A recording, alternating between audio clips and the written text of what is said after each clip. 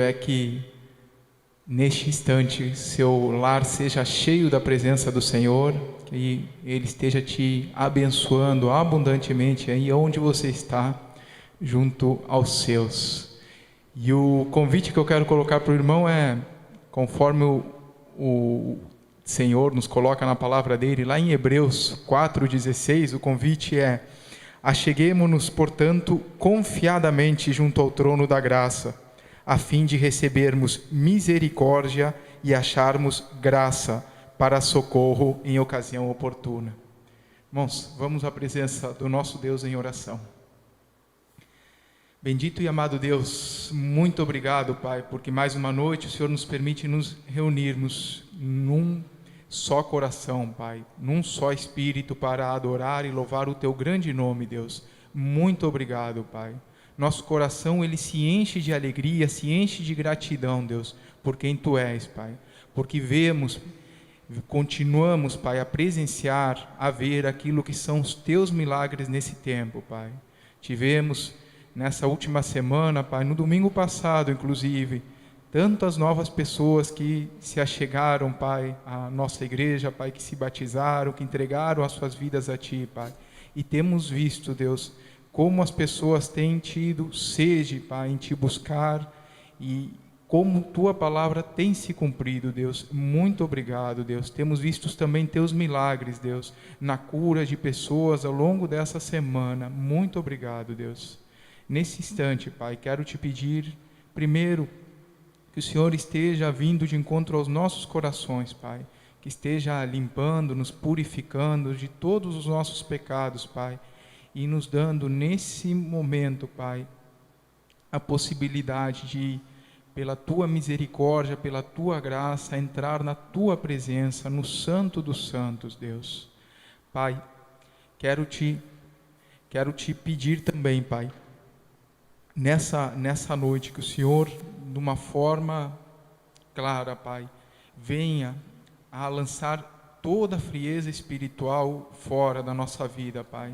Que não sejamos encontrados, Pai, como pessoas mornas na fé, Pai, aquelas que o Senhor fala que a vontade é de vomitá-las, Pai. Por favor, Pai, vem com autoridade, Deus, dirige o nosso ser, Pai, nos dirige em adoração nesta noite, Pai.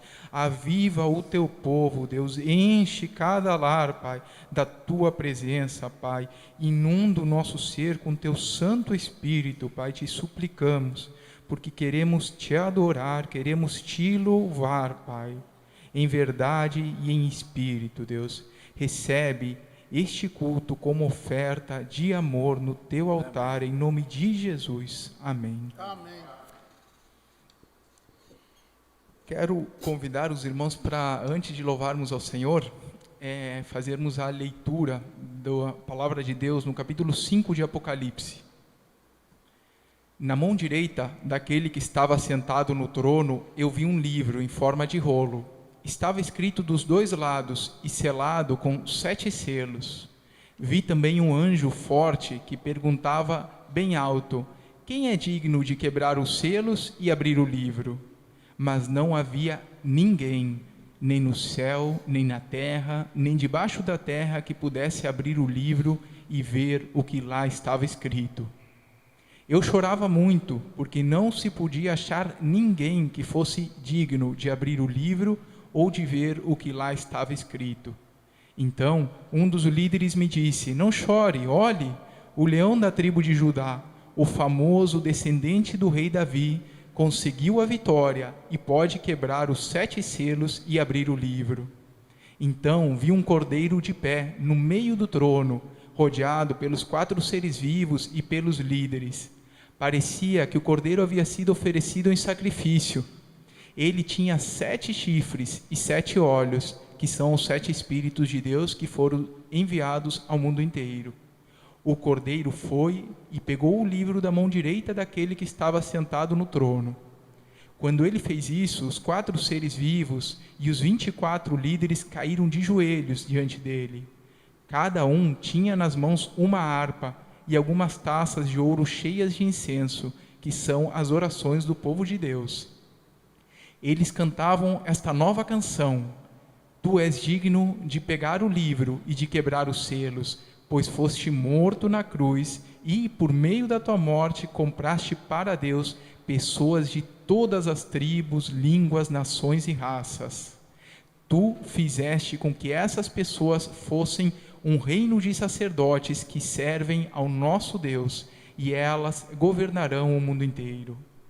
Olhei outra vez e ouvi muitos anjos, milhões e milhões deles, estavam de pé em volta do trono, dos 4 seres vivos e dos líderes, e cantavam com voz forte: O Cordeiro que foi morto é digno de receber poder, riqueza, sabedoria e força, honra, glória e louvor.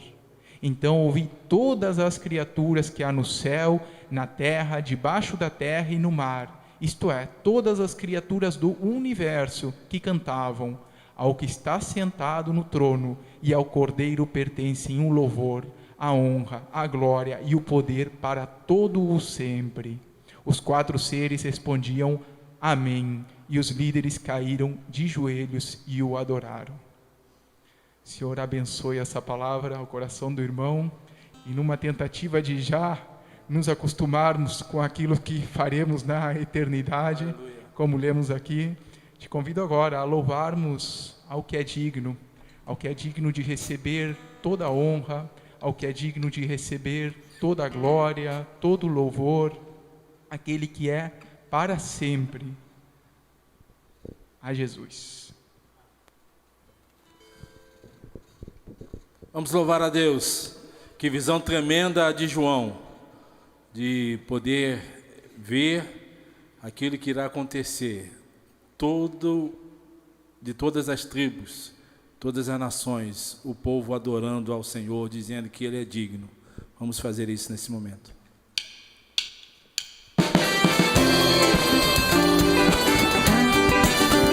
Ele é digno do nosso louvor, da nossa adoração.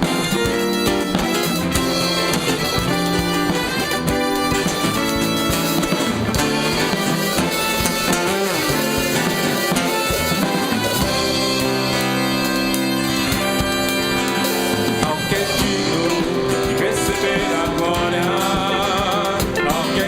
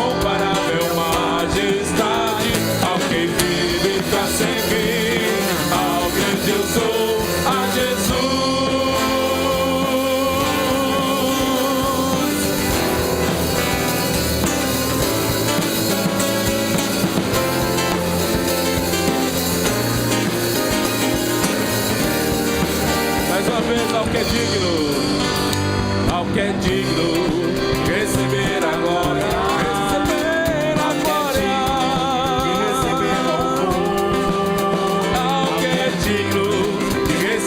a glória, ao que é digno de receber louvor. Levantemos nossas mãos e o adoremos a Jesus, Cordeiro de glória. Exaltemos sua incomparável majestade.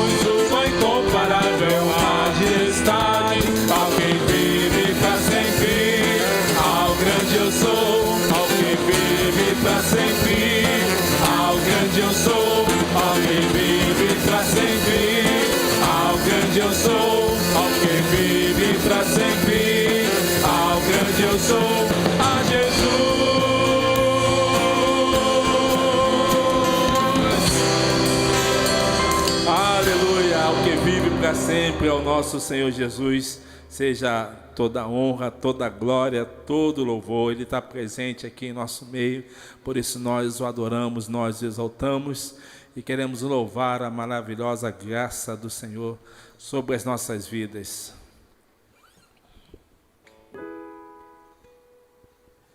Maravilhosa graça, teu amor que não falha, tomou o meu lugar, levou a minha cruz, teu sangue me salvou, minha dívida pagou.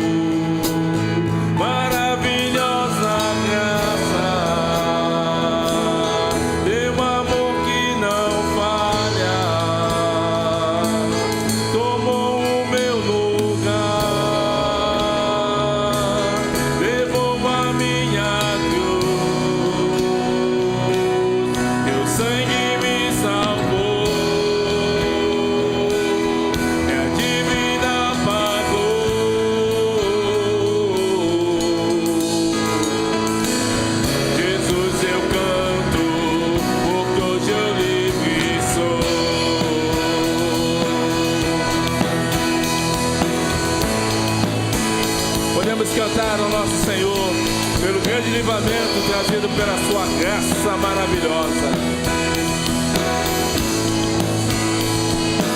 Quem tem poder? Quem tem poder sobre o pecado? O seu amor é poderoso, o Rei da glória, o poderoso Deus.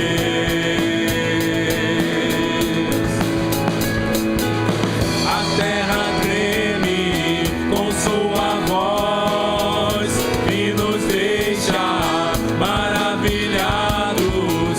O Rei da glória, o poderoso Deus. Por isso cantamos maravilhosa graça,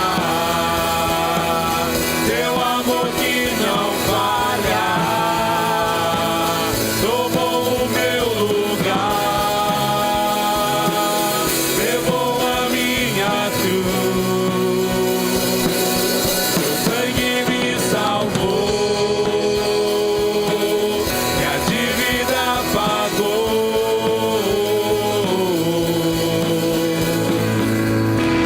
Jesus, eu canto, porque hoje eu livre sou. Olha que lindo. És quem traz paz ao caos dos homens, é escudo aos indefesos, o Rei da glória, o poderoso Deus.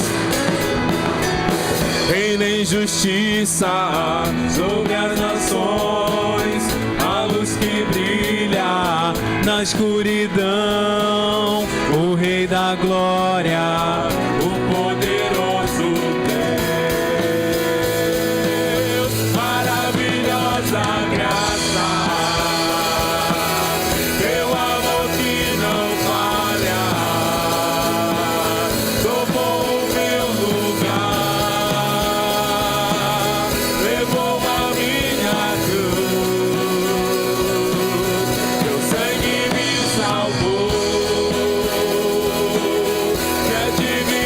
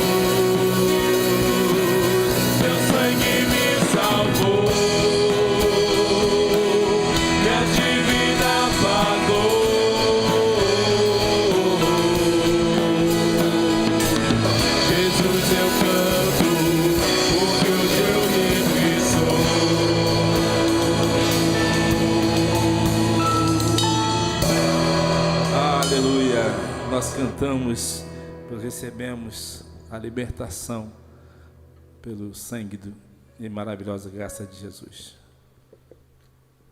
Amém. Irmãos, quero convidar mais uma vez a estarmos orando juntos, né? Vocês sabem que temos os nossos alvos de orações durante a semana, os pedidos que chegam à nossa igreja, e hoje o Senhor nos dá a possibilidade de uma forma mais geral, reunirmos esses pedidos e podermos orar juntos neste instante. E eu quero te lembrar, trazer à sua mente agora, que quando você fechar os olhos, estará junto comigo, diante do Senhor de toda a glória, desse Pai amoroso, que está pronto para nos ouvir. Então te convido nesse instante, tendo consciência da presença dEle, a ir no seu lar, fechar os seus olhos e irmos juntos em oração. Amém. Maravilhoso Deus, Pai, neste instante, Pai, queremos orar ao Senhor, não agradecendo somente, Pai, mas em especial neste instante, intercedendo, Pai. Queremos interceder primeiramente, Pai, cantamos aqui a Tua maravilhosa graça neste instante. Queremos interceder por aqueles que ainda não conhecem essa maravilhosa graça, Pai. Te suplicamos, Deus, que aqueles que escutem hoje esta mensagem, Pai, que não endureçam seu coração, Pai, como Tu diz na Tua palavra, mas que venham, Deus, a decidir, a tomar a decisão, Jesus, de entregar as suas vidas a Ti, Pai, para poder desfrutar do Teu maravilhoso amor, Pai. Não há nada melhor, Pai, do que pertencer a Ti, Deus. Por favor, Pai, vai de encontro àqueles que ainda não Te conhecem, Pai, que Teu Santo Espírito convença os seus corações, Deus. Quero Te pedir, Pai, de um modo especial também, por aqueles que hoje se encontram enfermos, Pai, por aqueles que hoje se encontram nos leitos dos hospitais, que estão acometidos, muitos deles ainda pela questão da pandemia, Deus, que o Senhor esteja indo de encontro, Pai, a cada coração, que o Senhor esteja restaurando a saúde física de cada um, Pai. Aquelas famílias, Deus, também, que vivem hoje o luto, Pai, a perda, que o Teu Santo Espírito esteja trazendo refrigério a cada coração, Pai. Tem misericórdia das nossas vidas, Deus. Pai, quero Te pedir também, Pai, por tantas pessoas que hoje vivem a questão do desemprego, Pai, tantos irmãos desejosos de trabalhar, de contribuir, Pai, na Tua obra, que o Senhor, Pai, venha a abrir portas, Deus. Por favor, Pai, abre portas de trabalho para o Teu povo, Deus. Te pedimos também, Pai, pelas nossas autoridades, na Tua palavra, o Senhor nos diz, Pai, que devemos orar pelas nossas autoridades, Pai. Em meio a essa bagunça toda que vemos, Pai, em meio a essa corrupção toda que vemos, Pai, Te suplicamos pela Tua misericórdia, Pai, pela Tua misericórdia na nossa cidade, pela Tua misericórdia no nosso país, Pai, que o Senhor esteja tocando o coração dos nossos governantes e que venham também, Pai, entregar a vida a Ti, Deus. Pai, quero Te pedir também por aquilo que são os projetos aqui da nossa igreja, Pai, mais especificamente pelos nossos projetos sociais, como o projeto Resgate, o apoio aos moradores de rua, que o Senhor esteja indo à frente, dando-nos condições de dar continuidade a cada um desses projetos, Deus. Projetos também, Pai, como a questão do nosso elevador aqui, que o Senhor esteja indo à frente também, Pai, dando direção à Tua igreja e liberalidade ao Teu povo para contribuirmos e alcançarmos isto para a Tua glória, Deus. Amém. Também quero Te pedir, Deus, pela vida dos nossos pastores, Deus, pela vida dos nossos diáconos, pela nossa liderança, Pai, e pelos missionários, Deus. Te peço que o Senhor esteja indo de encontro neste momento, Pai, ao coração de cada um deles, esteja fortalecendo-os, Pai, esteja sendo com as suas famílias, esteja provendo o seu sustento, Deus. Mais uma vez, Pai, muito obrigado, Pai. Permanece aqui conosco, Pai, nos prepara para ouvir da Tua palavra, para recebê-la, Pai.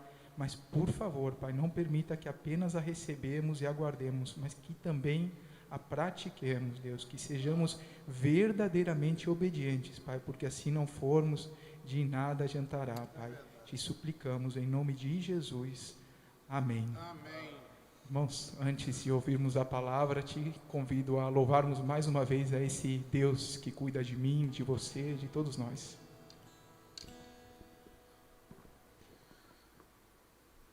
Nós louvamos a Deus porque aquilo que cantamos aqui não é fruto de apenas retórica, mas vivemos todos esses momentos, a alegria, vivemos a dor, vivemos as tristezas, mas também vivemos a certeza no nosso coração de que Deus constantemente cuida de nós.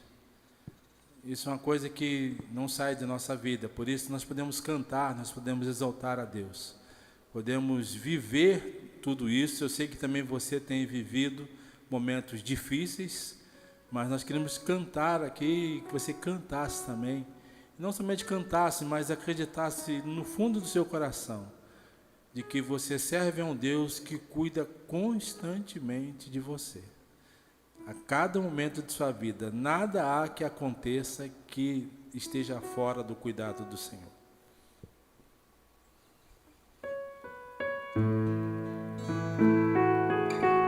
Por isso, glórias ao Senhor. Glórias a Deus. Que Deus possa ministrar na sua vida esse cuidado hoje. Talvez você tenha se sentido triste, abandonado, sozinho. Lembre agora que Deus cuida de você. Ele está contigo. Ele está comigo, Ele está conosco. Sua palavra nos diz que Jesus disse: eis que estarei convosco todos os dias até a consumação dos séculos. Ele está aqui hoje conosco.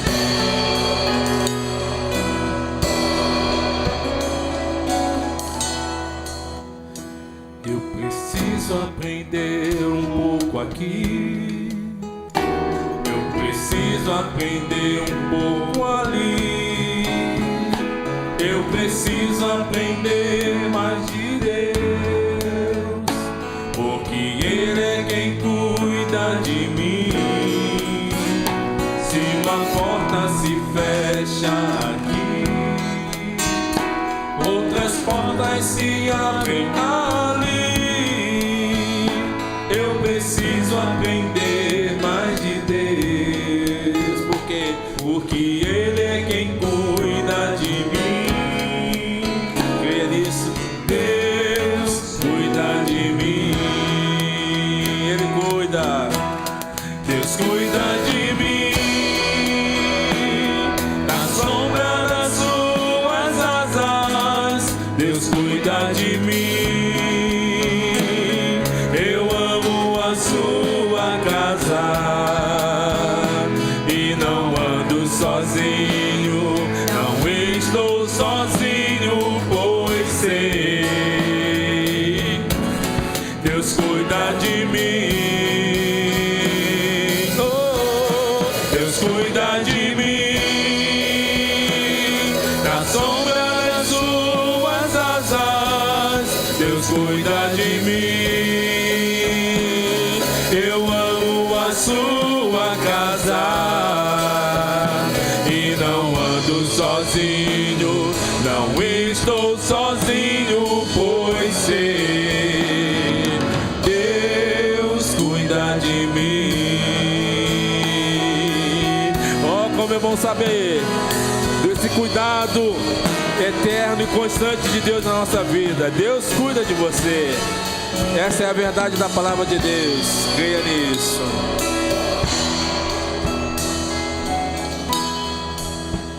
Se na vida não tem direção, é preciso tomar decisão. Eu sei que existe alguém que me ama. Ele quer me dar a mão. Se uma porta se fecha aqui, outras portas se abrem ali. Eu preciso aprender mais de Deus. Chegue-se mais perto dele, porque Ele é quem cuida de mim. Ele cuida. Deus cuida. de mim. Deus cuida de mim, na sombra das suas asas. Deus cuida de mim. Eu amo a sua casa e não ando sozinho, não estou sozinho, pois sei, Deus cuida de mim. Oh, Deus cuida de mim, na sombra das suas asas. Deus cuida de mim. Eu amo a sua casa e não ando sozinho, não estou sozinho, pois sei, Deus cuida de mim.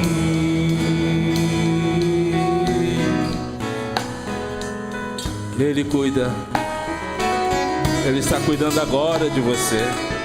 Coloque diante dele toda a sua dor, toda a sua vida e creia nele. Amém. Glórias ao nome do Senhor.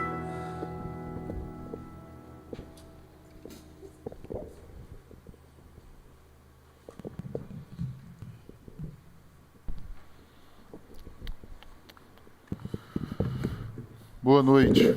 Esperamos que mais uma vez a graça e a paz do Senhor de forma abundante esteja sendo derramada sobre a sua vida, que esse tempo de culto, este tempo de celebração, esse tempo que Deus nos dá a oportunidade de juntos buscarmos a Ele em adoração, em celebração, seja esse um tempo onde, de modo sobrenatural, a graça de Deus e o amor dEle seja revelado de forma especial a você. Deus tem nos dado o privilégio de a cada semana nos encontrarmos, seja isso através do culto presencial que temos aos domingos pela manhã, seja isso através dos nossos encontros virtuais, como nos domingos à noite, ou nas quartas, ou nas sextas à noite. Nós temos nos reunido em torno da palavra de Deus, da oração durante as manhãs. Deus tem nos dado a oportunidade de nos encontrarmos para juntos buscarmos a presença do Senhor e ouvir da sua boca aquilo que Ele tem para nós. Este final de ano, Deus tem nos dado o privilégio de estudarmos e meditarmos acerca das profecias de Isaías quanto à pessoa de Jesus. Aquilo que Deus, na sua palavra, que foi revelada a Isaías, nos fala acerca de Jesus. O Jesus revelado nas profecias de Isaías.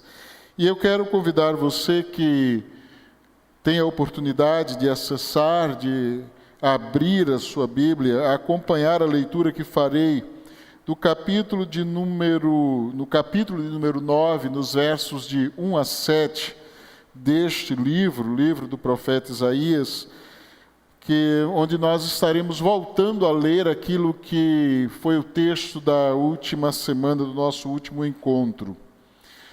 Fala-nos então o seguinte, a palavra de Deus, Isaías capítulo 9, versos de 1 a 7. Nos diz o seguinte a palavra do Senhor: Contudo, não haverá mais escuridão para os que estavam aflitos. No passado ele humilhou a terra de Zebulon e de Naftali, mas no futuro honrará a Galileia dos gentios, o caminho do mar junto ao Jordão. O povo que caminhava em trevas viu uma grande luz. Sobre os que viviam na terra da sombra da morte raiou uma luz. Fizeste crescer a nação e aumentaste a sua alegria. Eles se alegram diante de ti como os que se regozijam na colheita, como os que exultam quando dividem os seus bens tomados na batalha. Pois tu destruíste o jugo que os oprimia, a canga que estava sobre os seus ombros e a vara de castigo do seu opressor, como no dia da derrota de Midian. Pois toda bota de guerreiro usada em combate e toda veste revolvida em sangue serão queimadas como lenha no fogo. Porque o menino nos nasceu, um filho nos foi dado, e o governo está sobre os seus ombros, e ele será chamado Maravilhoso Conselheiro, Deus Poderoso, Pai Eterno, Príncipe da Paz. Ele estenderá o seu domínio e haverá paz sem fim sobre o trono de Davi e sobre o seu reino, estabelecido e mantido com justiça e retidão, desde agora e para sempre. O zelo do Senhor dos Exércitos fará isso. Que o Senhor faça-nos compreendedores da sua palavra nesta hora. Amém. Eu quero repetir algumas coisas sobre as quais nós falamos no nosso último encontro.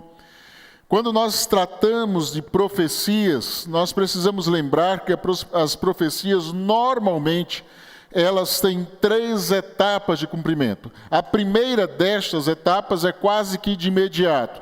Quando nós lemos esse texto refere-se àquilo que nós vamos encontrar, por exemplo, no capítulo 31 de Isaías, que é a vitória miraculosa do Senhor sobre a Síria, quando do livramento da cidade de Jerusalém. A segunda etapa desta profecia, do cumprimento desta profecia, se dá em Jesus, quando da vinda do Messias. E a terceira etapa está relacionada à segunda vinda de Jesus, quando ele vai estabelecer o seu reino eterno. Então, todas as vezes que nós nos deparamos com uma profecia, normalmente nós temos que olhar para ela com essa capacidade de ver que ela tem esses 3 elementos do cumprir, do concretizar da vontade de Deus. E eu quero voltar a esse texto a partir de uma pergunta que nós fizemos. De que livramento ou de que escuridão estava o Senhor livrando o seu povo?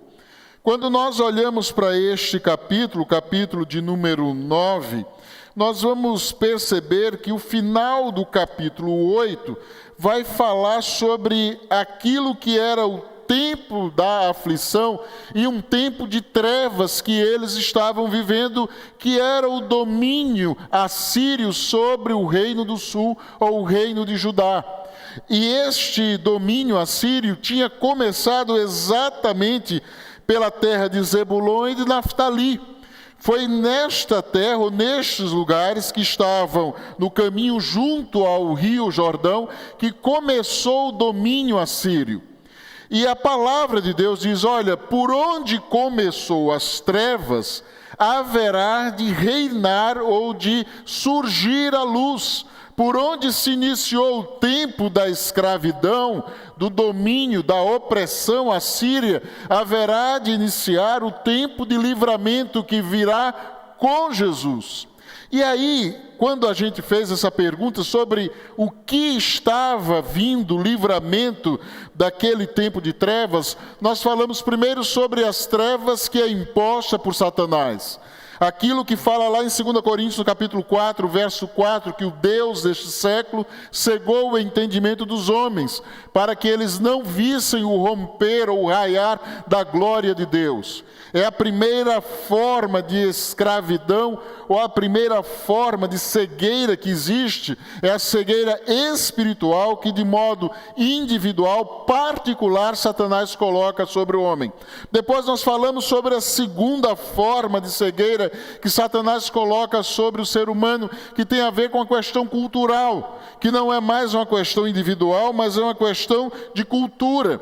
Quando aquilo que são os valores contrários à palavra de Deus, contrários à vontade de Deus, dominam uma determinada sociedade, uma determinada cultura, e todos aqueles que, mesmo reconhecendo que existe um erro na maneira de agir daquela cultura, continuam a se envolver ou se deixar dominar por ela.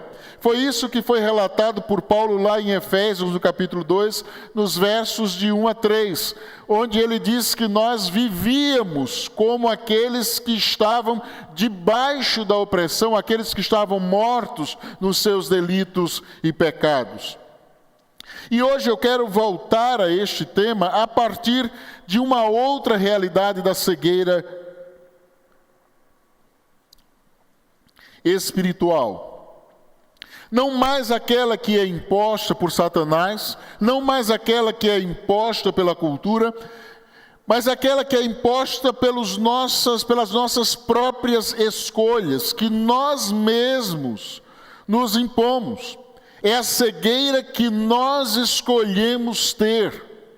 Não é aquela que é feita a partir da ação de Satanás, não é aquela que é feita a partir daquilo que é o controle da cultura ou da sociedade na qual nós estamos inseridos, mas é aquela que nós escolhemos ter, que nós permitimos a nós mesmos viver essa cegueira. E ela normalmente está ligada àquilo que é o conceito que temos acerca de nós, o conceito que nós temos sobre nós mesmos. É interessante que o capítulo 9 vai dizer, continuando a partir do verso de número 8, ele vai dizer que aquele povo, o povo de Efraim, o povo de Samaria, eles estavam vivendo a desobediência por uma questão de orgulho e arrogância de coração. Eles estavam cegos porque eles eram orgulhosos. Eles permitiram que a arrogância e o orgulho tomassem conta da vida deles. E aí eu quero convidar você a ler um outro texto no Novo Testamento, lá no capítulo 1 de 1 Coríntios, os versos de 18 a 25. Paulo estava escrevendo a uma igreja que era extremamente orgulhosa da sua cultura. Corinto era tido como a segunda Atenas, era tido como um lugar de alta capacidade ou de grande conhecimento e de grande saber, era tido como a Atenas do Império Romano. Então eles eram muito orgulhosos do conhecimento, da sabedoria adquirida naquele lugar, das escolas de filosofia que ali existiam. E aí vem o apóstolo Paulo e vai dizer algo que confrontará aquilo que era a realidade da igreja que estava vivendo esse tempo. E olha o que ele diz a partir do verso de número 18 do capítulo 1 de 1 Coríntios. Pois a mensagem da cruz é loucura para os que estão perecendo, mas para nós que estamos sendo salvos é o poder de Deus. Pois está escrito, destruirei a sabedoria dos sábios e rejeitarei a inteligência dos inteligentes. Onde está o sábio? Onde está o erudito? Onde está o questionador desta era? Acaso não tornou Deus louca a sabedoria deste mundo? Visto que, na sabedoria de Deus, o mundo não o conheceu por meio da sabedoria humana. Agradou a Deus salvar aqueles que creem por meio da loucura da pregação. Os judeus pedem sinais milagrosos e os gregos procuram sabedoria. Nós, porém, pregamos a Cristo crucificado, o qual, de fato, é escândalo para os judeus e loucura para os gentios. Mas para os que foram chamados, tanto judeus como gregos, Cristo é o poder de Deus e a sabedoria de Deus. Porque a loucura de Deus é mais sábia do que a sabedoria humana, e a fraqueza de Deus é mais forte que a força do homem. É interessante a gente ver quão incrível é esse texto, quão maravilhosa é a forma como Deus trata a sabedoria, o conhecimento e a arrogância humana. Ele vai dizer aquilo que era arrogância para os judeus, de terem a história da revelação, de terem a possibilidade de narrar e de contar os grandes feitos do Senhor e se orgulharem disso, ou dos gregos que sempre cultivaram a sabedoria, a filosofia e o conhecimento. Ele vai dizer, olha, diante de Deus, tudo isso é nada.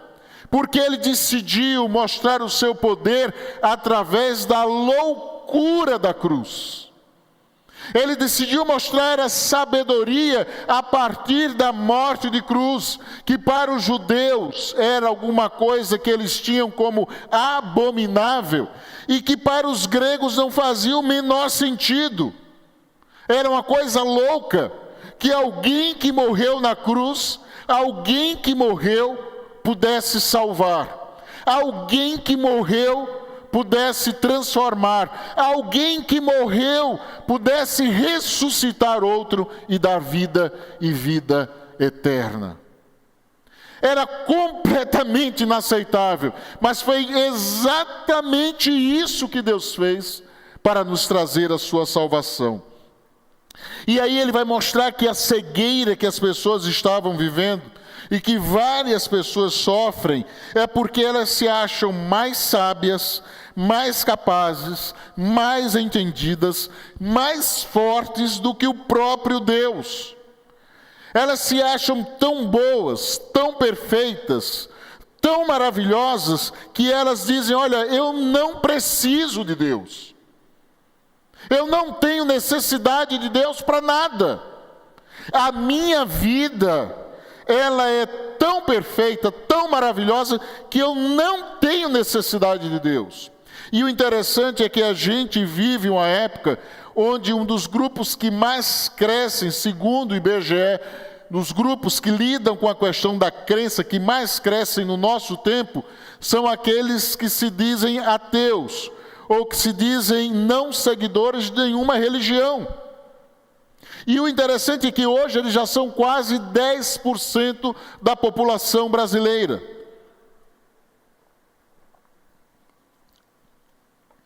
Hoje, aproximadamente 10% da população, ou seja, em torno de 20 milhões de pessoas, dizem não crer em nada e ninguém, ou não seguir nenhuma religião. Mesmo que isso, quando se estuda esse número, ou estuda este grupo, se percebam que eles dizem crer em alguma coisa. Eles creem numa força maior, eles creem numa inteligência superior, eles acreditam que existe alguma coisa que está por trás de tudo isso, que eles não conseguem definir muito bem. Mas que eles não conseguem entender que isto interfira na vida, que isso venha agir, que esta coisa tenha alguma interferência ou venha a agir neste mundo. E aí o que acontece é que eles começam a viver a experiência da vida baseada no acaso, da vida que é baseada nas circunstâncias, nas situações que surgem, no viver, no dia a dia. É aquilo que a gente muitas vezes brinca dizendo: deixa a vida me levar, vida leva eu. Ou seja, é a vida que vai sendo levada, é a vida que vem das coisas que acontecem por acontecer. E o interessante é que eles conseguem acreditar numa força superior, mas que não tem poder para agir neste mundo. Ela é superior porque está acima, mas que não interfira na minha vida ou na realidade do mundo onde eu estou vivendo. E quando a gente pensa sobre isso, sobre acreditar nessas coisas, a gente precisa olhar, porque já disse alguém que é preciso muito mais fé para desacreditar em Deus do que para acreditar em Deus. É preciso muito mais fé para duvidar da existência de Deus do que para crer que Deus existe. O que é que eu falo com isso? O que é que eu quero dizer com isso? Por exemplo, acreditar que o mundo que aí está, que a realidade que nos cerca, que a grandiosidade do universo é obra de uma explosão.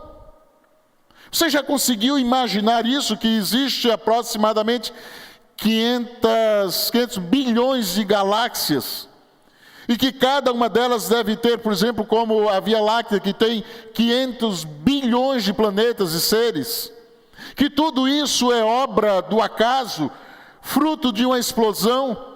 Já disse alguém que podemos comparar isso a uma gráfica que explode e que surge dessa explosão uma pilha de dicionários do Aurélio, todos eles em ordem, todos eles numericamente editados, com todas as folhas no lugar, com todos os verbetes ali inclusos, com tudo escrito dentro da mais perfeita ordem. Acreditar que uma explosão pode fazer o mundo que aí está é a mesma coisa de acreditar que uma explosão na gráfica vai produzir uma pilha de dicionários, e todos eles perfeitamente impressos.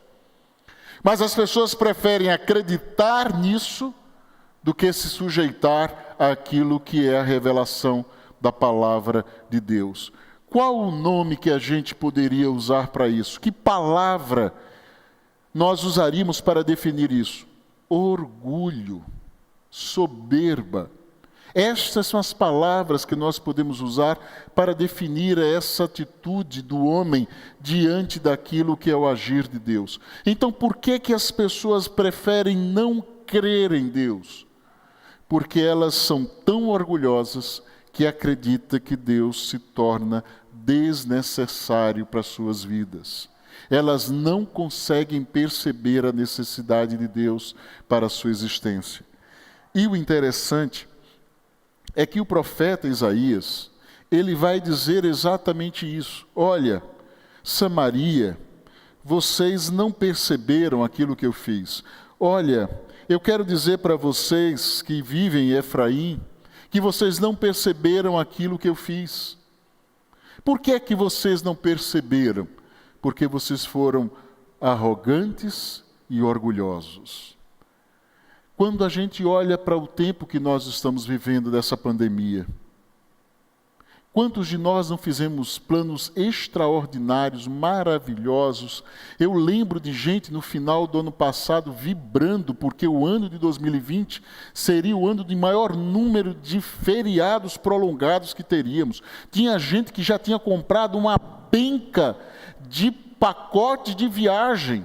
Já todo mundo com a bala na agulha para viajar e deu em nada.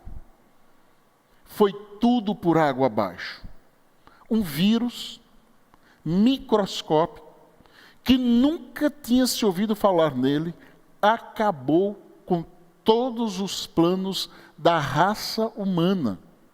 Em todo o mundo foi abalado. Mas nós ainda continuamos orgulhosos, achando que nós podemos controlar a vida, dominar o mundo e vivermos longe ou fora da autoridade do controle divino. É interessante como a gente não aprende. A gente continua vivendo a cegueira.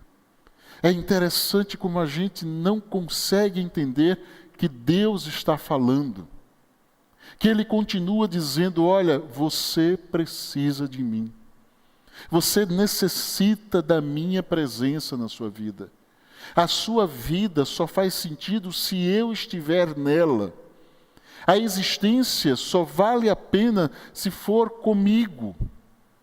Não adianta você querer viver neste mundo criado por Deus, não adianta você querer viver a vida que foi presente de Deus, vivendo longe dele e da sua orientação. Por isso que nós continuamos a viver na escuridão, porque a gente continua querendo viver fora daquilo que Deus tem preparado para nós. Mas sabe como Deus destrói o nosso orgulho?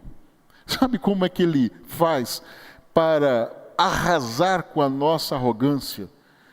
Para escrachar com a nossa autossuficiência? Sabe o que é que Deus faz? Ele torna louca a nossa sabedoria.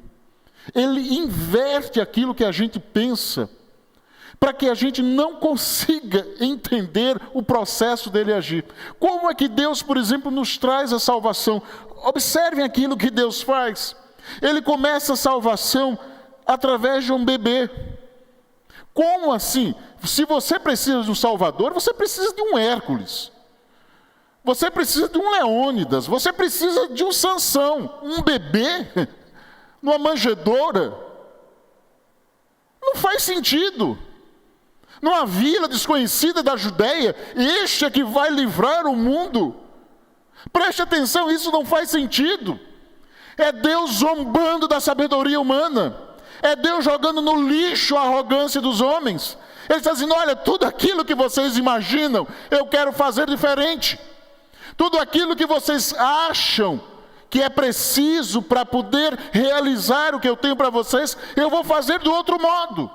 E aí ele manda Jesus, uma criança, nascido de uma camponesa, com alguém que trabalhava com móveis, com marceneiro, dentro do conceito humano, ou do conhecimento humano, que nasce, o primeiro lugar que ele tem para deitar é uma manjedoura, o coxo, onde os animais comem, e diz que aquele que ali está é o Rei dos Reis, o Senhor dos Senhores. E aí a raça humana diz, não pode. Não, o homem orgulhoso vai dizer, não, esse não pode ser Salvador. E aí Deus vai mais além, porque ele pega aquilo que de mais absurdo pode acontecer e realiza que é a encarnação. Ele pega o espiritual e invade o natural. Ele pega aquilo que é espírito, pega o Deus que é Senhor de toda a criação, Senhor do universo, e entra e vai nascer num bebê. Vai crescer dentro do útero de uma mulher. Não, Deus, aí o senhor bagunçou tudo. Não faz sentido isso. O senhor tinha que descer lá do céu com um monte de anjo, tocando trombeta, cheio de espadas de fogo e tal, de lanças, aí ia ser diferente. Que Messias é esse que vai nascer na manjedoura? Que Deus é esse que se humilha ao ponto de se tornar uma criança, um bebê, um feto? O nome disso é loucura da pregação. Só Deus para fazer isso. E aí ele vai fazer mais, ele vai pegar aquilo que era de pior para os judeus, que era a morte de cruz, maldito aquele que é pendurado no madeiro. E pega a pior morte para os romanos, que era a morte de cruz, e pega o Rei dos Reis, o Senhor do Universo, o Deus eterno, morre na cruz. Aí bagunçou tudo. O senhor quer ou não quer que a gente acredite no Senhor? O senhor tem que decidir, porque assim não dá para crer. Desse modo eu tenho que desacreditar. E aí vem ele e faz uma outra coisa, para dificultar de forma definitiva aquilo que era a crença humana, o orgulho humano. Ele ressuscita. Por que o Senhor, ao invés de ressuscitar, não apenas não morreu? Era muito mais fácil. O Senhor tem que deixar de dificultar as coisas para a gente. O Senhor simplesmente, olha, não morria. Se o Senhor não morresse, aí o Senhor é poderoso, o Senhor, está lá, saiu da cruz, livrou-se da cruz, derrubou todos os soldados romanos que tinha, tirou Pilatos do lugar dele, pronto. Aí era fácil da gente acreditar. Mas o Senhor morre, enterra, e aí o Senhor vai ressuscitar depois? Ah, Deus, faça-me o favor. Não dá para acreditar no Senhor. Assim fica difícil. É a loucura da pregação do Evangelho. Só os humildes vão entender isso. Os arrogantes não vão perceber isso. Quem é cheio de orgulho, de soberba, aqueles que se autoconvenceram de que são capazes. Porque aqueles que são capazes, eles sabem, como disse o filósofo, que nada sabem. Ou como disse um outro filósofo chamado Pascal, cristão, quando falava sobre Deus, ele dizia: o pouco conhecimento afasta o homem de Deus, o muito o aproxima. O orgulho humano, ele é destruído por aquilo que é a revelação da cruz. Não há como enxergar a obra de Deus se não houver humildade. Nós não podemos enxergar o poder de Deus com orgulho, com soberba. A Bíblia diz que Deus aborrece o soberbo. Deus afasta o soberbo. E Ele está com aqueles que são simples e puros de coração. É por isso que eles estão cegos, por causa do orgulho. E aí Deus diz: olha, vocês não conseguem enxergar porque vocês escolheram a arrogância, o orgulho e a soberba, e assim não dá para você me ver. Não dá para você enxergar aquilo que eu preparei para você. Eu quero dizer a você que, por causa da escuridão, Jesus Cristo vem e diz o seguinte: eu sou a luz do mundo. Olha o que ele diz lá em João capítulo 8, verso 12. Falando novamente ao povo, Jesus disse: eu sou a luz do mundo. Quem me segue nunca andará em trevas, mas terá a luz da vida. O chamado de Deus não é um chamado para o conhecimento, mas é para o seguir. Seguir alguém é seguir sem saber a direção que vai tomar, é seguir alguém. Você vai ter que seguir alguém. Ele não vai dizer para você que direção vai dar, você vai ter que seguir a ele, porque ele é a luz. Não é um livro de regras, não é um tomo de notas ou de ensinos compilados, não, é alguém. Nós seguimos a Jesus. Só andamos na luz, só temos capacidade de entender o que Ele tem para nós se nós seguirmos a Ele.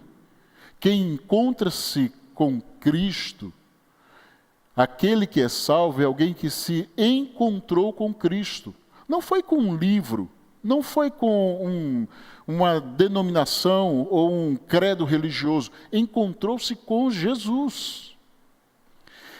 Mais adiante, Jesus vai dizer o seguinte: se você deseja que a luz brilhe em você, Ele vai dizer, olha, o que é que Ele sugere? Você quer isso para a sua vida? O que é que Ele pede para a gente? Marcos 1,15. O tempo é chegado, dizia Jesus. O reino de Deus está próximo. Arrependam-se e creiam nas boas novas. Seguir a Jesus é crer na mensagem dele. Nós vamos viver na luz porque nós cremos nessa mensagem. Não porque a gente entende, não porque nós somos capazes, iluminados e compreendemos a profundidade, a largura, o comprimento, a altura. Não. É porque nós conhecemos a Jesus e cremos nele. Porque só ele pode nos salvar.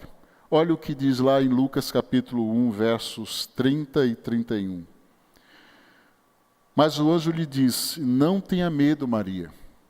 Você foi agraciada por Deus. Você ficará grávida e dará à luz um filho, e lhe porá o nome de Jesus. Jesus é a tradução, o Jeová que salva, o Deus que salva. Nós precisamos entender que Jesus é a sabedoria de Deus, o poder de Deus. Ele é a luz, Ele é a verdade, Ele é tudo em todos. A nossa necessidade para entendermos a mensagem do Evangelho está em olhar para Jesus. Mas que Jesus é esse? Eu queria só destacar essas 4 expressões que o verso 6 nos traz. Primeira delas, Jesus é um maravilhoso conselheiro. Ele é o seu maravilhoso conselheiro. E é bom que você saiba disso. O desejo de Jesus é ser o seu conselheiro. Os conselhos de Jesus, eles são para a sua vida. Não é um conselheiro para as questões globais, é o conselheiro da nossa vida. Ele que nos aconselha. Por isso que o texto vai dizer, porque o menino nos nasceu, um filho nos foi dado, e o governo está sobre os seus ombros. Ele será chamado maravilhoso conselheiro, Deus poderoso, Pai eterno, príncipe da paz. Uma das coisas maravilhosas de andar com Jesus é poder receber dele os conselhos que dirigem nossas decisões. Olha, como é bom eu saber que Jesus me orientou muitas vezes. Esses dias, o pastor Estevão, de forma inadvertida, falou que eu acabei o namoro por telefone. Mas eu quero dizer a você o seguinte: quando Deus fala com a gente a gente acaba até por telepatia. Quando a gente sabe que é Deus falando, se você tem temor de Deus no coração, você corre léguas, quilômetros de distância daquilo que ali está. Na hora que eu estava em casa, sozinho, e ouvi uma voz dizendo, leia Provérbios 3. Eu não sei você, eu não acredito em assombração, mas também não procuro estar em lugares assombrados. Então, eu não creio em assombração. E eu estava ali no momento devocional, de jejum e oração, depois de uma noite de evangelismo, de ter acordado na manhã, amanhecido na igreja, num culto de oração, ouvindo os louvores do Senhor, e eu escuto Deus dizer para mim, leia Provérbios 3. Quando eu li e descobri o que estava errado na minha vida, eu não tive dúvidas, eu liguei para aquele ser que eu achava que namorava com ela, e disse, está tudo acabado. Eu não quero mais saber de nada com você. Ela deve ter raiva de mim até hoje. Eu espero que tenha se convertido e o Senhor tenha abençoado a vida. Mas eu quero dizer para você, não tem nada melhor do que ter um Deus que nos aconselha, que é o nosso conselheiro. Ele fala conosco. Quantas vezes eu experimentei a palavra de Deus sendo dirigida à minha vida. Jesus é o meu conselheiro, é alguém que fala comigo. E é um maravilhoso conselheiro.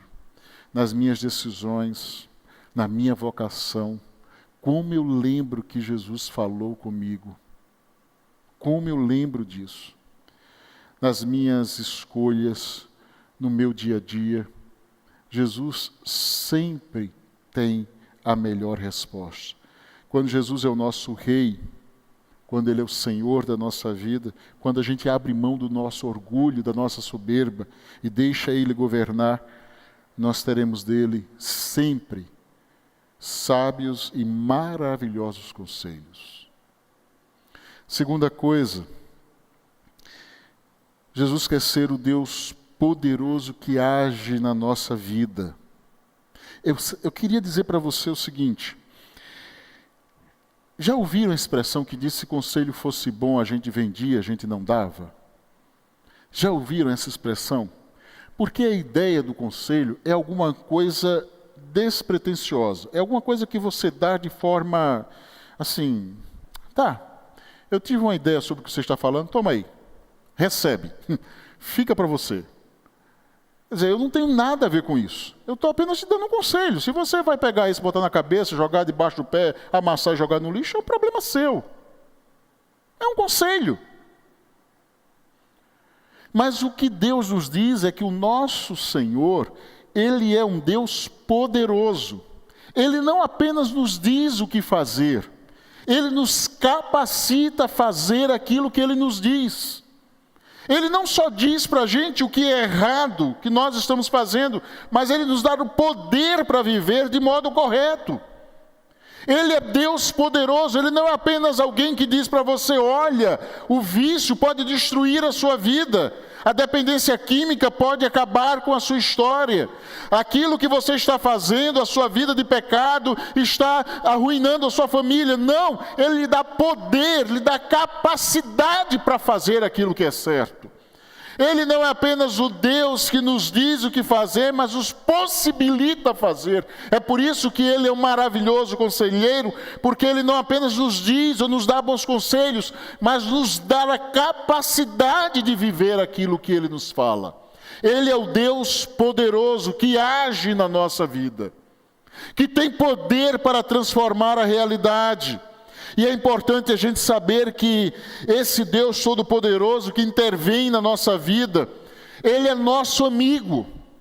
Ele age para nos ajudar, para nos socorrer, para tratar conosco das coisas que muitas vezes nós não temos condições de lidar com elas.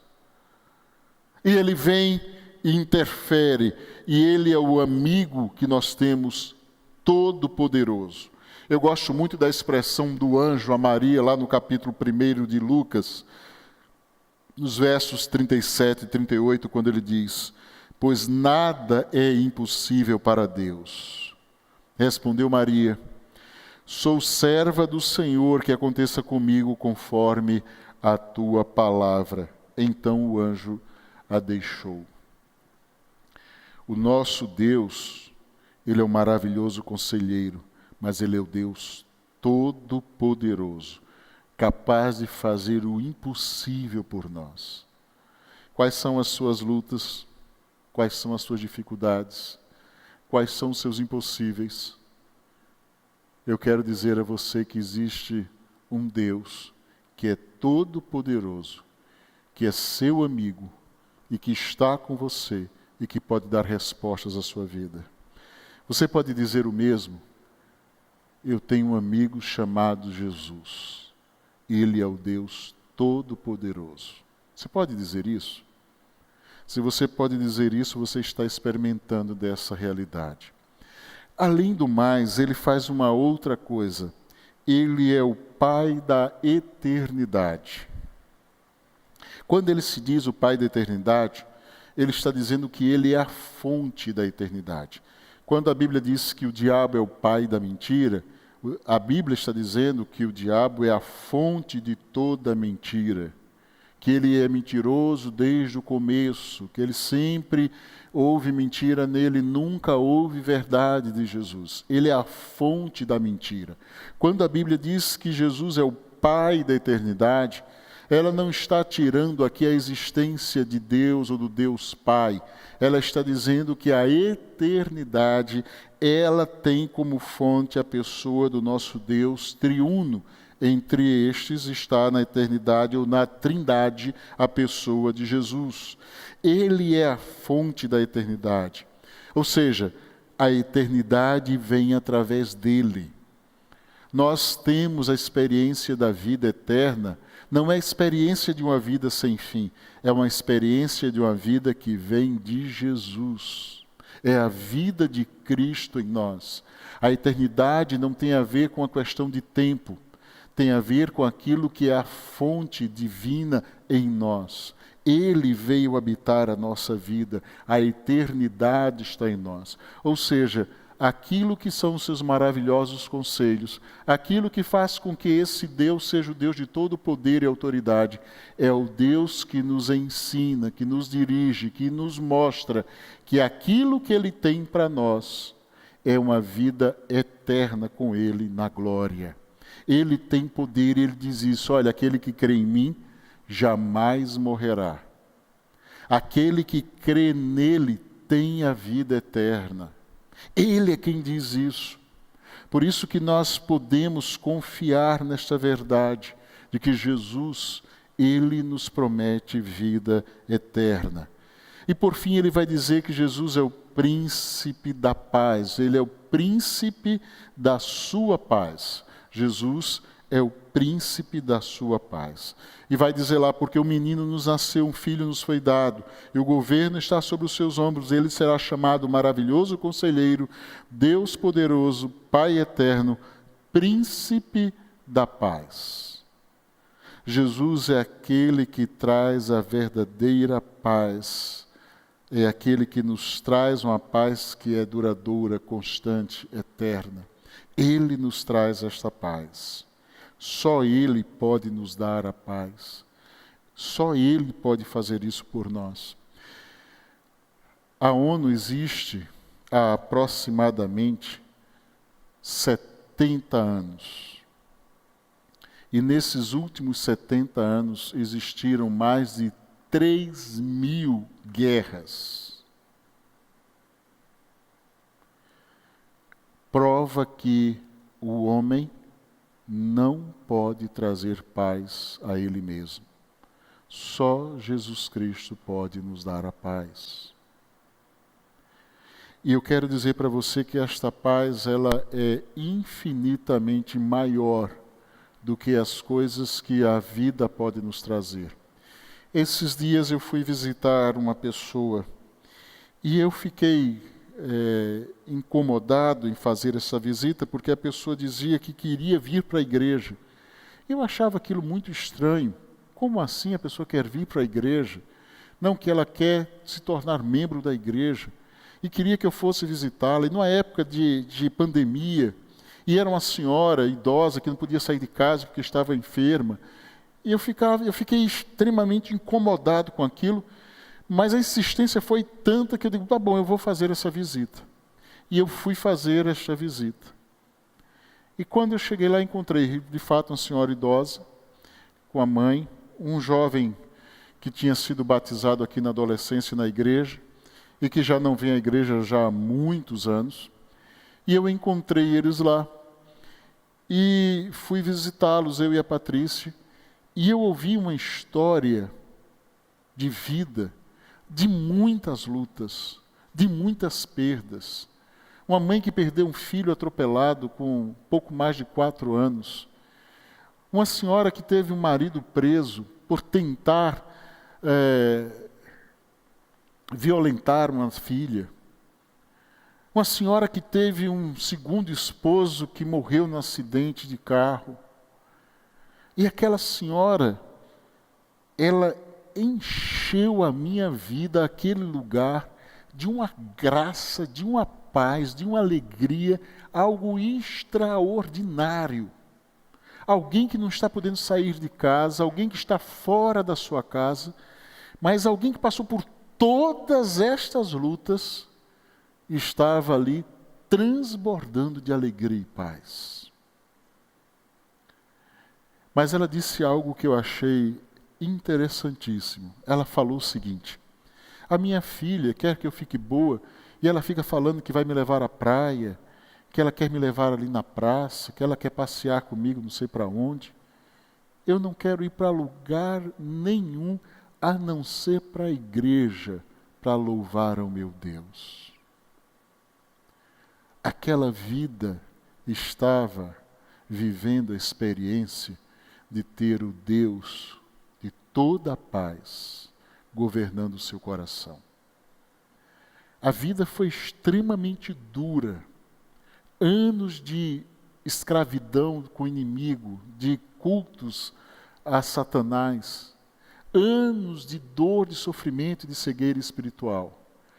Mas aí veio o príncipe da paz, entrou naquela vida e aquela vida foi transformada por completo. Quando Jesus chega até nós, a nossa mente, o nosso coração é completamente dominado pela paz. Olha o que diz Filipenses capítulo 4, verso 7. E a paz de Deus, não é a paz dos homens, é a paz de Deus, que excede todo o entendimento, que vai muito mais além da nossa compreensão. É por isso que o nosso orgulho nos impede de viver o Evangelho, porque a gente quer entender algo que é maior do que a nossa compreensão. Guardará o coração e a mente de vocês em Cristo Jesus. Você precisa de paz. Você precisa de tranquilidade. Você necessita de sabedoria para viver. Você precisa do poder do alto para transformar a realidade que você está vivendo. Você tem necessidade de que aquilo que é a eternidade invada a sua vida. Eu quero dizer a você que a oferta do Senhor a você, que foi este menino que nos nasceu, este filho que nos foi dado, chamado Jesus Cristo, é desta realidade que você necessita. Você precisa de Jesus. Ele vai abrir os seus olhos. Ele vai ser o seu amigo, conselheiro sábio. Vai ser o seu Deus de poder. Vai ser aquele que vai encher a sua vida da vida dele, da eternidade dele. Vai ser aquele que vai trazer a paz que excede todo o entendimento. Ele vai fazer tudo isso. Hoje, você vai ter que fazer uma escolha. Você vai ter que optar. Você vai ter que tomar uma decisão. Ou você vai viver a sua vida por aquilo que você escolheu, pelos seus pensamentos, pela arrogância, pelo orgulho, pela soberba que tem dominado a sua vida até hoje. e que você sabe muito bem que não tem lhe trazido nada de paz e tranquilidade, de solução, de resposta. Ou você vai escolher Jesus, aquele que a Bíblia nos diz de forma clara, que Ele é o maravilhoso conselheiro, aquele que é o Deus forte, o Pai da eternidade, o Príncipe da paz. Quem vai governar a sua vida? Houve um cantor no passado, um músico secular, que ele dizia o seguinte: alguém está dirigindo a sua vida.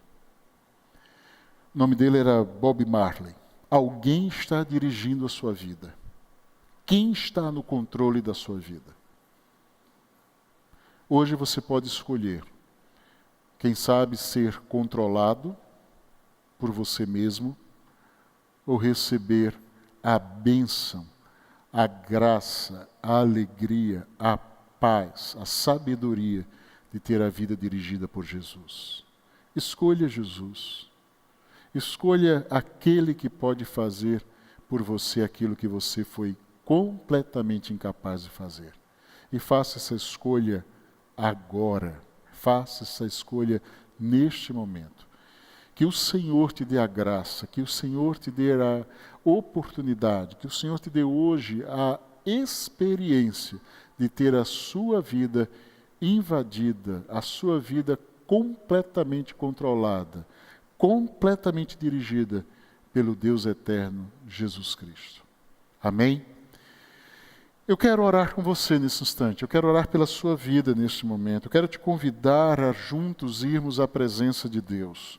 Eu não sei se há alguma coisa que esteja dificultando você de tomar agora uma decisão, mas eu quero dizer a você que, independente do que seja, abra mão disso agora. Peça a Deus que tire, que largue estas amarras, que arranque estas amarras da sua vida. Eu quero te pedir no nome de Jesus que você abra mão de tudo aquilo que você tentou utilizar para dirigir a sua vida e que só trouxe fracasso, desespero, dor e sofrimento.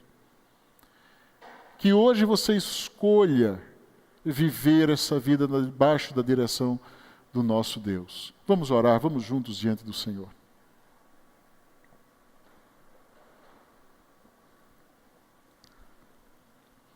Deus amado e bendito, nós somos gratos pela oportunidade de estarmos na Tua presença, de vivermos a experiência de sermos dirigidos, de sermos orientados, de sermos controlados, de sermos guiados pelo Senhor. Como é bom saber que o nosso Deus tem conselhos maravilhosos para a nossa vida. Como é bom saber que o Deus a quem nós entregamos a vida, Ele é o Deus de poder. Como é bom saber que o Senhor da nossa vida, Ele é Senhor da vida aqui e por toda a eternidade.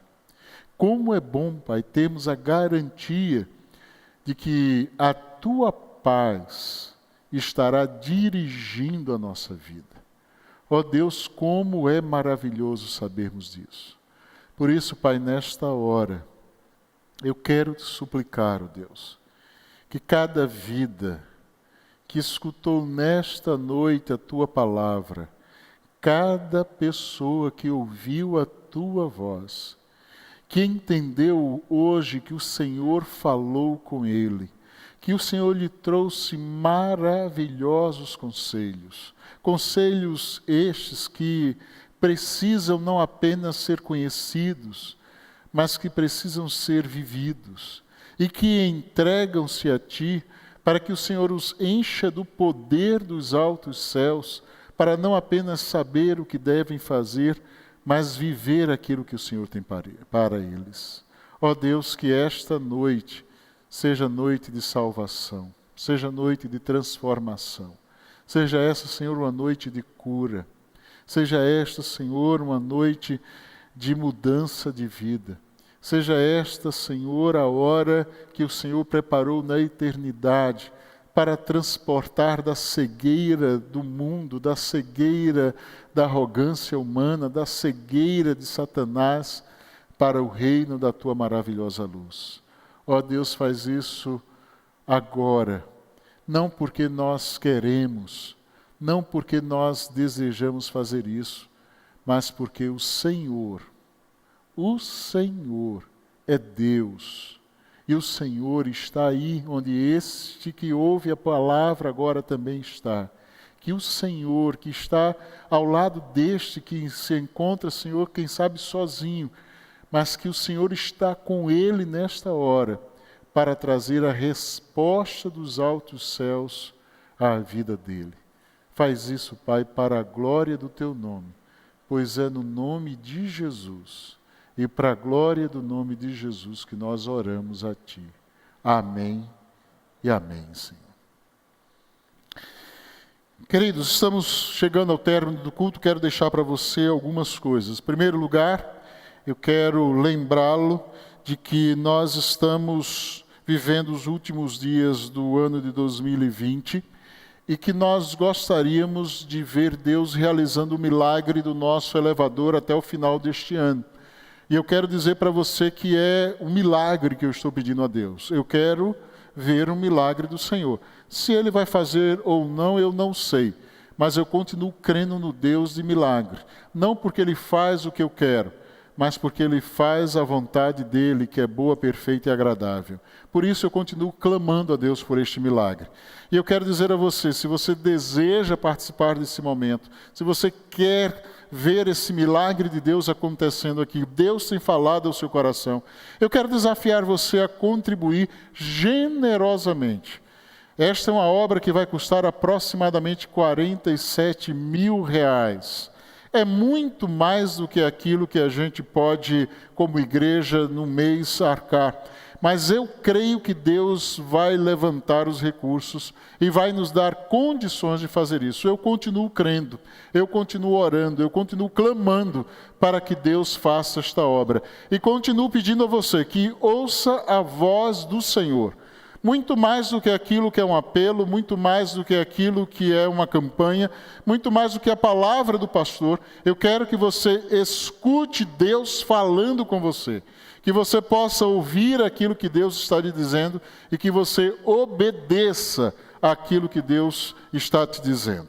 Então eu quero desafiar você a fazer isso, a viver esta experiência daquilo que é a concretização dos sonhos de Deus para a vida da sua igreja.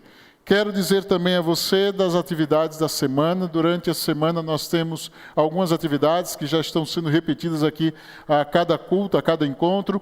Pelas manhãs, às 6h30 da manhã, de segunda a sexta, no meu canal do Facebook, na minha página do Facebook, nós temos um encontro, uma live de oração, nós temos um momento de estudo da palavra e um tempo de oração. Eu quero te convidar a estar conosco.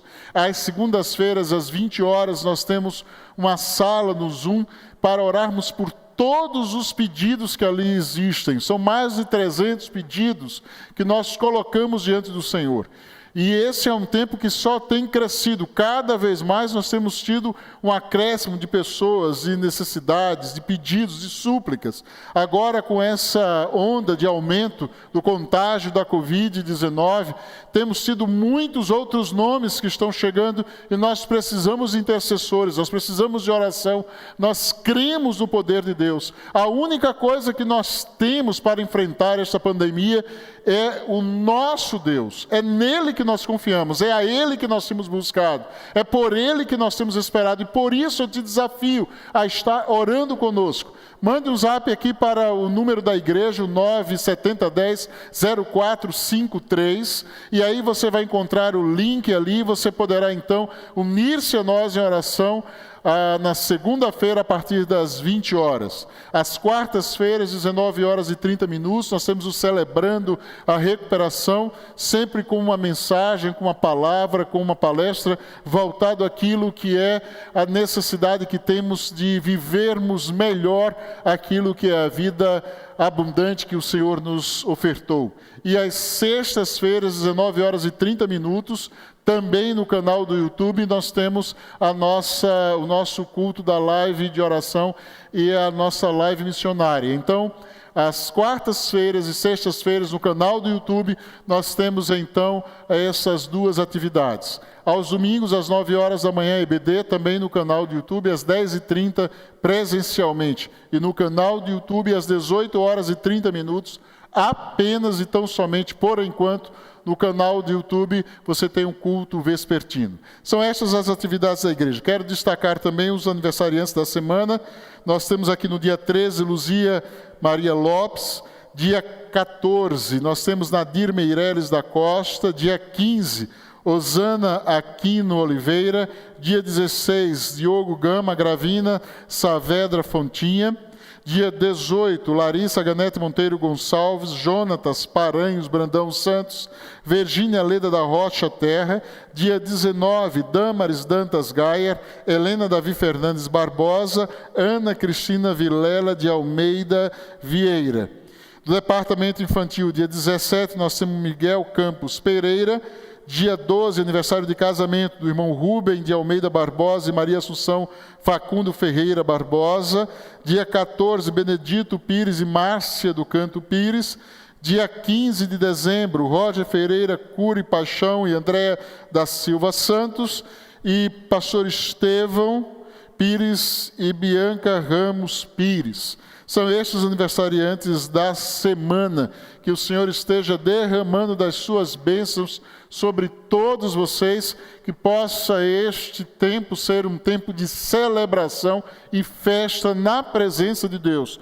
Não sei se você terá condições de ter alguém ao seu lado, mas eu sei que Deus estará com você e com Ele você poderá celebrar esse tempo de vitória que o Senhor estará te dando.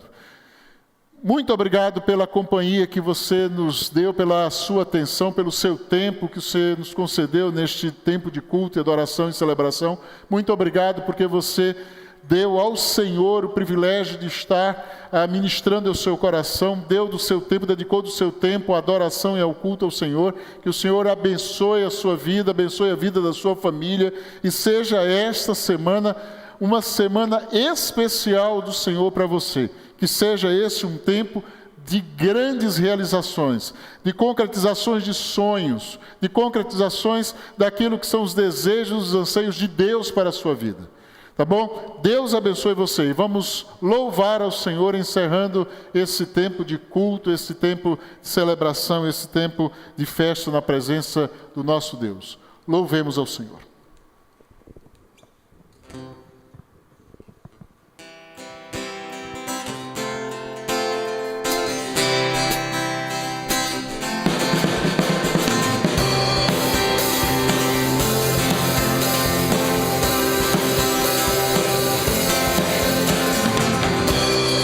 Sejam cheios nossos lares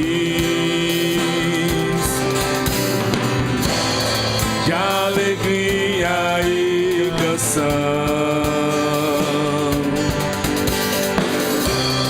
que a justiça se espalhe.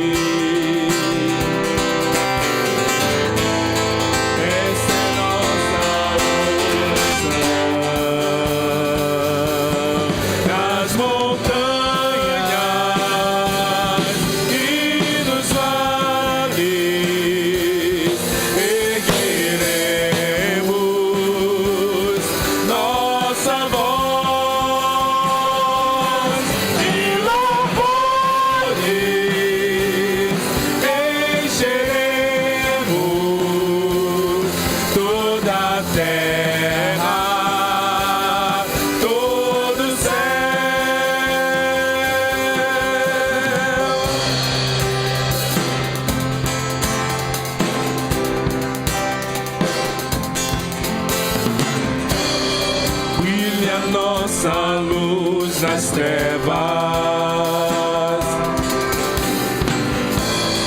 ao olharmos para a cruz, tua glória enche a terra,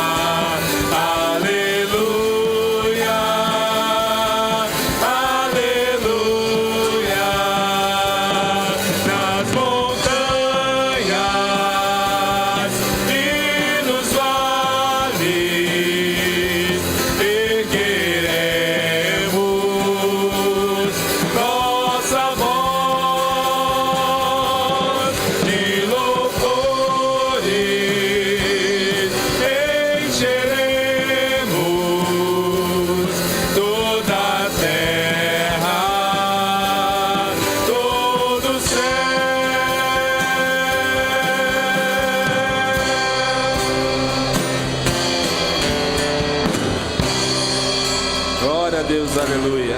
Louvado seja o nome do Senhor.